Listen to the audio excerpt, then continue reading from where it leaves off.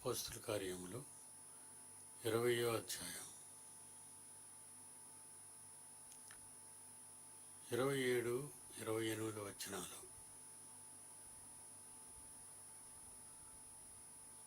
అపోస్తుల కార్యములు 20వ అధ్యాయం 26, 27. కాబట్టి మీలో ఎవరి నాశన విషయమైనను నేను దోషిని కానని నేడు మిమ్మును సాక్ష్యం పెట్టుచున్నాను.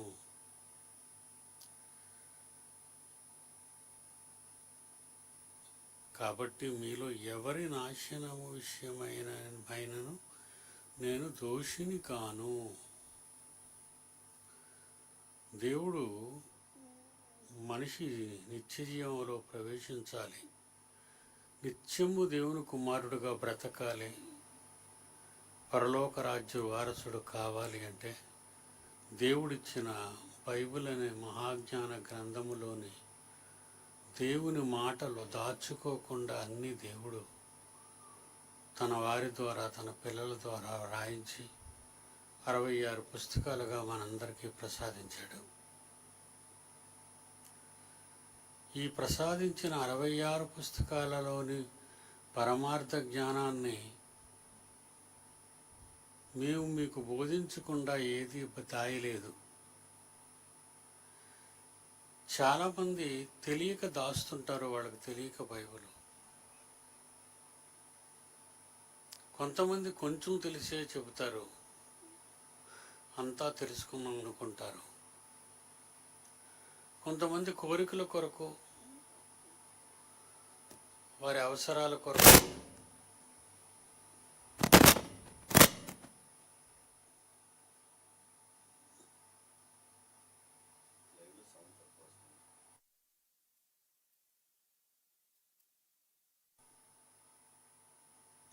హలో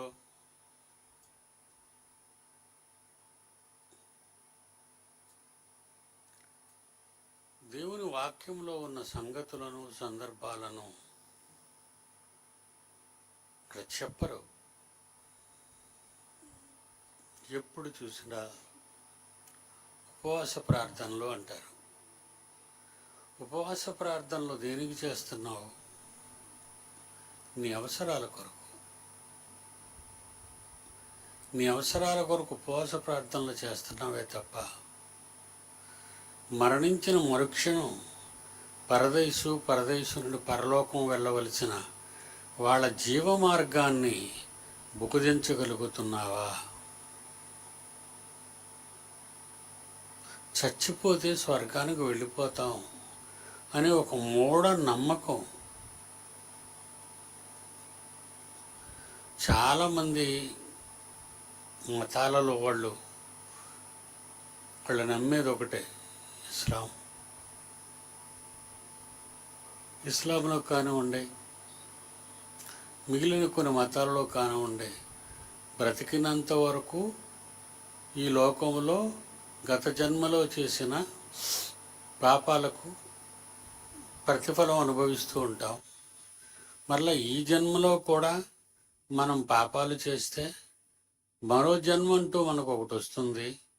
ఆ జన్మలో ఈ జన్మలో చేసిన పాపాలు ఆ జన్మలో వీటిని మనం తీర్చుకుంటాం. ఇలాగా జన్మలకు మధ్య వాళ్ళ పాపాలు కడుగుకుంటారు, అనుభవిస్తారు. వారి పాపాలకు తగిన ఫలితాన్ని పై వచ్చే జన్మలో అనుభవిస్తారు అని రకరకాల అభిప్రాయాలతో ప్రపంచ మానవాళి ఉంది. ఇకపోతే శాస్త్ర ప్రపంచాన్ని గురించి కానీ మనం ఆలోచిస్తే మరణించిన వారిని లేపేస్తామనే పరిస్థితిలో ఇప్పుడున్నారు. అంటే చచ్చిపోతే ఇక మనం లేవు కనుక ఇప్పుడు బ్రతుకున్న జీవితాన్ని అలా బ్రతికించుకుందాము అనే ఆలోచనలు కూడా శాస్త్రజ్ఞులకు ఉన్నాయి. వీళ్ళందరి గురించి మనం ఆలోచిస్తే తెలుసుకునేది ఒక్కటే, మనం అంతా తర్వాత ఏం జరుగుతుందో అని అన్ని అబద్ధపు కథలు పల్లించుకొని వాటిని నమ్ముకుంటూ బ్రతుకుతున్నారు. మరి ఇలాంటి వాళ్ళకి మనం ఏం చెప్పగలుగుతున్నాం? దాచుకోకుండా ఏమి మనం చేయగలుగుతున్నాం? సహజంగా ఎక్కువ ఈ గ్రీకు స్కాలర్స్, ప్రపంచంలో గ్రీసు దేశం, ఈ గ్రీకు స్కాలర్స్ వీళ్ళు ఏమంటారంటే, దేవుడు ఎవరో మాకు తెలియదు, ఎలా ఉంటాడో తెలియదు, కానీ దేవుడు ఉన్నాడు. ఆ దేవుడికి మరి మేమేమైనా అర్పించాలి కదా, బలులు అర్పించాలి కదా దేవుడికి అని ఒక బలిపీఠం కట్టారు. అపోస్తుల కార్యాలు 17వ అధ్యాయంలో ఒక బలిపీఠం కట్టారు. ఆ బలిపీఠం మీద ఏం రాశారంటే, తెలియబడని దేవునికి.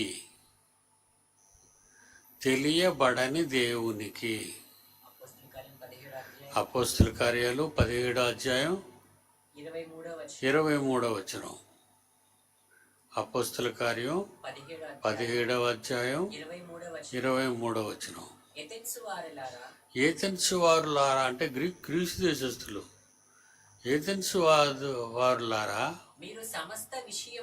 మీరు సమస్త విషయములలో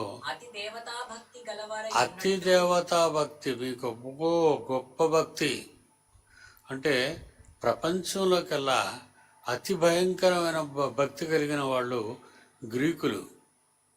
గ్రీసు దేశస్థులు. పెద్ద పెద్ద స్కాలర్స్, సైంటిస్టులు అక్కడే పుట్టారు. ఒక సాక్రటీస్ కానివ్వండి, ఒక ప్లేటో కానివ్వండి, ఒక అరిస్టాటిల్ కానివ్వండి, చరిత్రలో చదువుకుంటున్న గొప్ప గొప్ప శాస్త్రవేత్తలు అందరూ గ్రీసు దేశంలో పుట్టిన వాళ్ళే. వీళ్ళ గురించి యేసుక్రీస్తు అన్న మాట ఒకటి జ్ఞాపకం చేస్తాను. గ్రీసు దేశస్థులు జ్ఞానమును వెతుకుచున్నారు. వాళ్ళకి జ్ఞానం కావాలి, దేవుడొద్దు. గ్రీసు దేశస్థులు జ్ఞానమును వెతుకుచున్నారు అంటాడు. వాళ్ళు దేవుడు ఉన్నాడని నమ్ముతున్నారు. ఆ దేవుడికి ఒక బలిపీఠం కట్టారు. మరిది ఏ దేవుడికి అని ఎవరైనా అడుగుతారేమో అని, తెలియబడని దేవునికి. మాకు దేవుడు ఉన్నాడు, కానీ ఎలా ఉంటాడో ఎవరో మాకు తెలియదు. తెలియబడని దేవునికి అక్కడ ఒక బలి అర్పిస్తారు. దేవుడు ఏ దేవుడైతే ఉన్నాడో ఆ దేవుడు దాన్ని తీసుకోవచ్చు. నీ బలుల కోసం వాచిపోయి తిరుగుతున్నాడా దేవుడు? నీ బలుల కోసం ఆకలితో తిరుగుతున్నాడా బలిపీఠం చుట్టూ దేవుడు? చేతులతో అర్పించేవి ఆయన స్వీకరిస్తాడా? ఈ మనసుతో ఉన్నప్పుడు నువ్వు పూర్ణ హోమములు, పాప పరిహారార్థ బలులు నీకు ఇష్టమైనవి కావు అని ప్రవక్తలు అన్నారు. క్రీస్తు అన్నాడు. మరి తెలియబడిన దేవునికి ఎందుకు మరి ఇది ఇవన్నీ ఇస్తున్నావు నువ్వు? దానినే నేను మీకు తెలియజేయుచున్నాను అంటాడు. చూడండి కిందకి వెళ్ళేసరికి,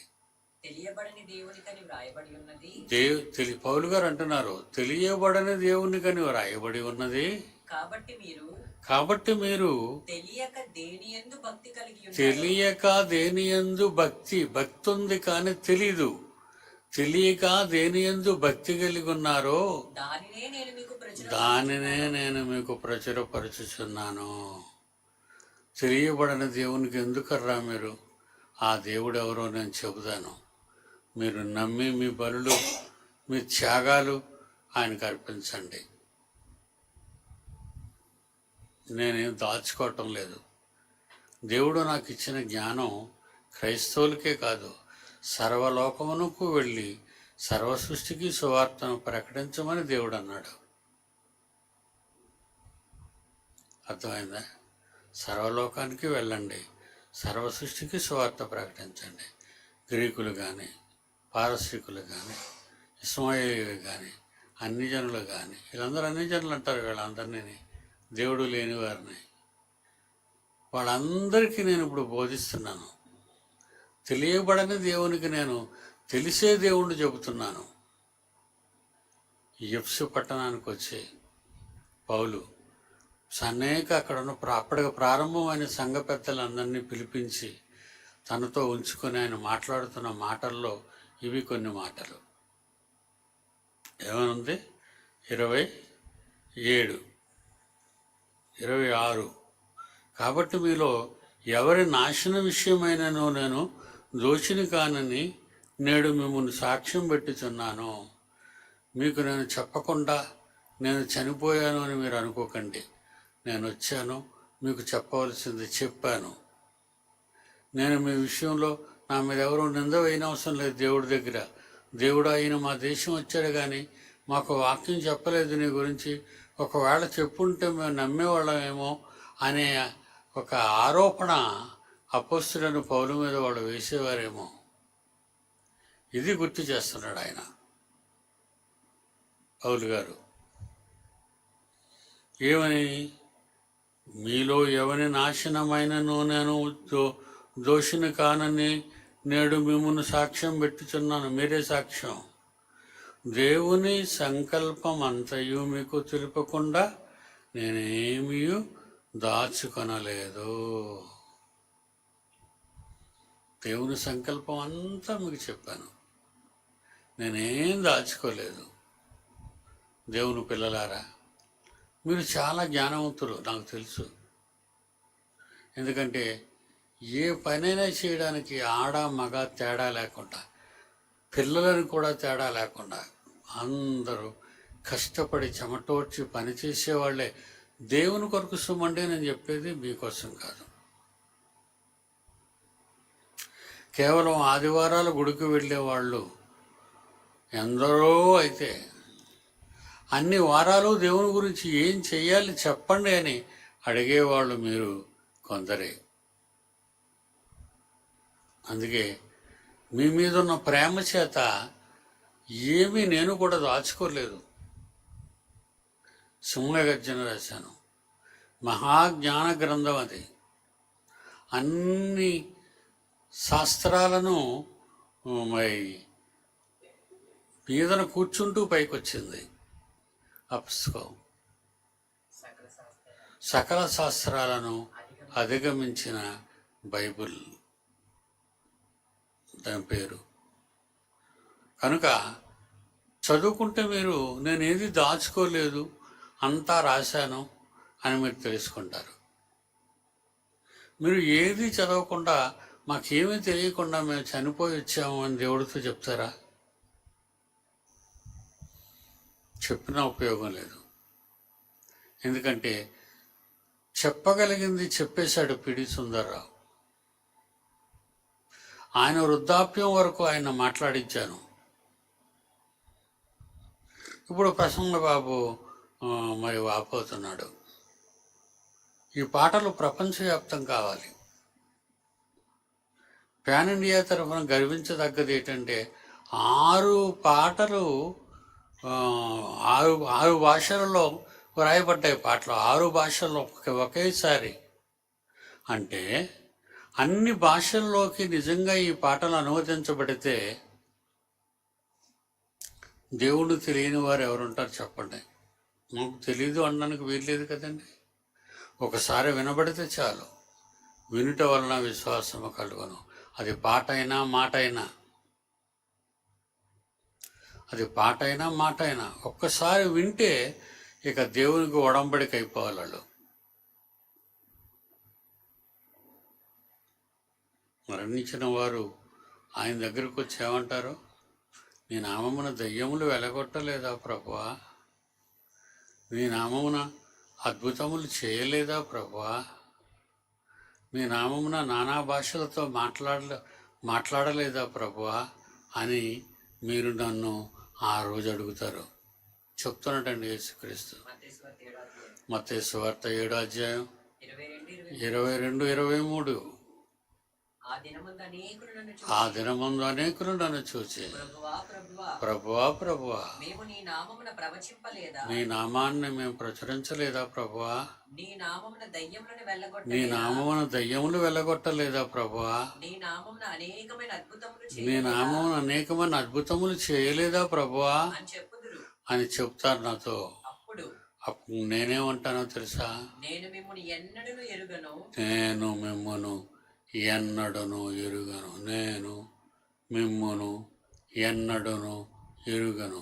అక్రమము చేయువారులారా, అక్రమము చేయువారులారా, నా యొద్ద నుండి పొండి. నా యొద్ద నుండి పుండి అని తరిమేస్తానంటున్నాడు. ప్రభువా ప్రభువా అని నన్ను పిలిచి ప్రతివాడు, ప్రభువా ప్రభువా ప్రభువా ప్రభువా అని నన్ను పిలుచు ప్రతివాడు పరలోక రాజ్యంలో ప్రవేశింప, పరలోక రాజ్యంలోకి ప్రవేశింపడు గాని పరలోకమందున నా తండ్రి పరలోకమందున్న నా చిత్త ప్రకారము చేయువాడే ప్రవేశించు. భూమి మీద చేయువాడే ప్రవేశించును.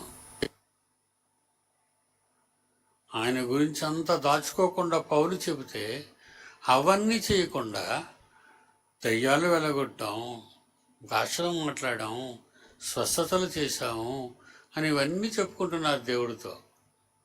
దేవుడు ఏమన్నాడు? కొంచెంలో కొంచెమైనా అవును అని అనాలి కదా.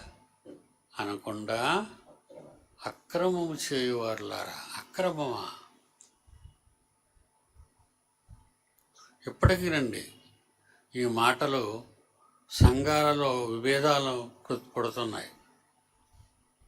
ఏమండి, సుందరరావు గారు మనందరికీ వ్యతిరేకమైన బోధలు చేస్తారండి. అనుకునివ్వండి, నేనేం చేయలేను కదా. చెప్పడం నా విధి, తెలుసుకోవటం మీ విధి, జరిగించి దేవుని చిత్తాన్ని నెరవేర్చటం మీ పరిస్థితి. దేవుడు మిమ్మల్ని దీవించునుగాక.